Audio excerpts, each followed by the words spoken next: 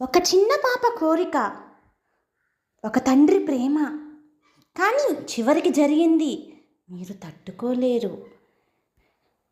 ఈరోజు మనం చెప్పుకునే కథ చిన్న కోరిక. ఒక చిన్న గ్రామంలో రాము అనే పేద తండ్రి తన చిన్న కూతురు సీతతో కలిసి జీవించేవాడు.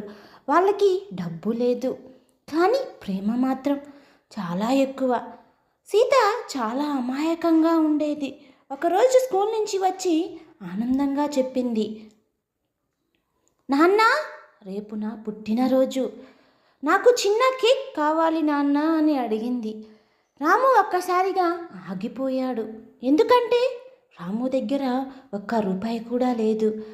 అయినా రాము నవ్వుతూ, తప్పకుండా తెస్తాను బంగారం. సీత చాలా సంతోషపడింది. ఆ రోజు రాము ఉదయం నుంచి రాత్రి వరకు చాలా కష్టపడ్డాడు. ఎండలో పనిచేశాడు, ఆకలితో ఉన్నాడు.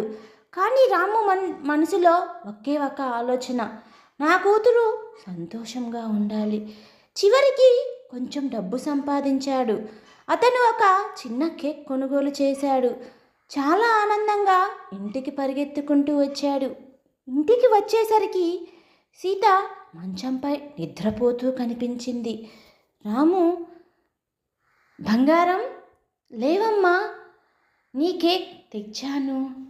ఆమె మాట్లాడలేదు, కదలలేదు. రాము మళ్ళీ పిలిచాడు, సీత, లేవమ్మా. ఇంకా స్పందన లేదు. అతను దగ్గరికి వెళ్ళి చూసేసరికి ఆమె శరీరం చల్లబడిపోయింది. రాము గుండె ఒక్కసారిగా ముక్కలైపోయింది. బంగారం, ఒక్కసారి కళ్ళను తెరువు, నేను కేక్ తెచ్చాను. కానీ ఆమె ఇక లేచే స్థితిలో లేదు. ఆ రోజు ఒక తండ్రి తన కూతురు కోసం చేసిన ప్రేమ అలాగే మిగిలిపోయింది. కేక్ పక్కనే ఉండగా ఆ చిన్నారి కలలు ఆగిపోయాయి.